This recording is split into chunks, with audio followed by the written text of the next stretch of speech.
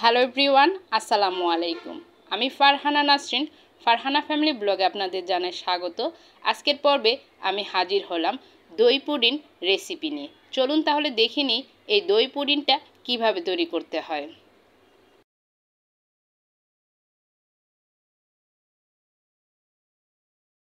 দই পুডিং তৈরি করার জন্য আমি একটা বাটিতে 3টা ডিম নিয়ে নিলাম।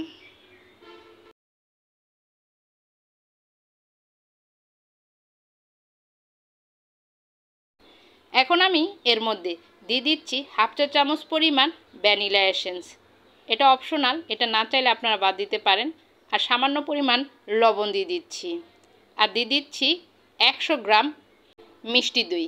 আপনারা চাইলে এখানে টক দইটাও ইউজ করতে পারেন। আর সেই সাথে দিয়ে দিচ্ছি 150 গ্রাম কনডেন্স মিল্ক। আপনারা চাইলে এখানে কনডেন্স মিল্কের পরিবর্তে চিনি ইউজ করতে পারেন। এখন একটা হ্যান্ড উইস্ক দিয়ে আমি এটাকে ভালোভাবে মিশিয়ে নিচ্ছি। এই কাজটা কিন্তু কাঁটা চামিচ বা ব্লেন্ডার, ইলেকট্রিক বিটার দিয়েও করা যেতে পারে। ভালোভাবে মেশানো হয়ে গেছে। এখন আমি এর মধ্যে দিয়ে দিচ্ছি মেজারমেন্ট কাপের 2 কাপ পরিমাণ লিকুইড দুধ। লিটারের মাপে বলতে গেলে এখানে আধা লিটার দুধ আছে। ভালোভাবে মিশিয়ে নিচ্ছি হ্যান্ড উইস্ক দিয়ে। দই পুডিংয়ের মিশ্রণটি রেডি। এখন এটাকে এক সাইডে সরিয়ে রেখে ক্যারামেল তৈরি করে নিচ্ছি। চুলাতে একটা ফ্রাই প্যান বসিয়ে এর মধ্যে 1/4 কাপ পরিমাণ চিনি দিয়ে দিলাম। চুলা আঁচটাকে কমিয়ে এইভাবে ব্রাউন কালার করে আমি ক্যারামেল তৈরি করে নিচ্ছি। যে পাত্রে পুডিংটা সেট করব সেই পাত্রে ক্যারামেলটা ঢেলে নিচ্ছি। ক্যারামেলটাকে একটু স্প্রেড করে নিচ্ছি।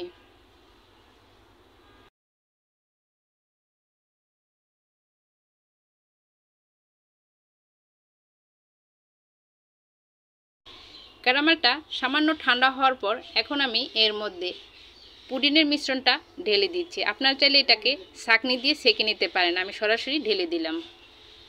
এখন এটাকে ভাপ দিয়ে নিব। সেই জন্য চুলাতে একটা হাঁড়ি বসিয়ে এর মধ্যে নর্মাল পানি দিয়ে একটা স্ট্যান্ড দিয়ে দিলাম। এখন আমি পুডিংয়ের বক্সটি এর মধ্যে সাবধানে বসিয়ে দিচ্ছি। ঢাকনা দিয়ে ঢেকে দিচ্ছি।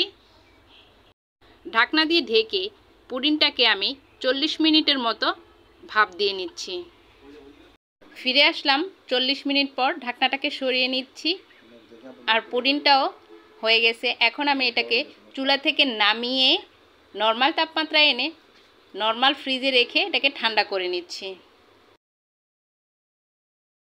পুডিং যত ফ্রিজে রাখবেন তত খেতে এটা টেস্ট বেড়ে যাবে। আমি ভিডিও করার জন্য এটাকে 1.5 ঘন্টার মতো নর্মাল ফ্রিজে রেখেছি। এখন এটাকে চাকুর সাহায্যে চতুর্দিকে ছাড়িয়ে এনে পুডিংটাকে মোল্ড আউট করে নিচ্ছি।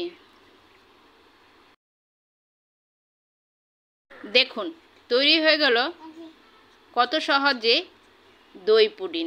আশা করছি আজকের এই রেসিপিটি আপনাদের ভালো লেগেছে। ভালো লাগলে অবশ্যই আপনারা ঘরে তৈরি করে খাবেন। সবার সুস্বাস্থ্য কামনা করে বিদায় নিচ্ছি। আল্লাহ হাফেজ।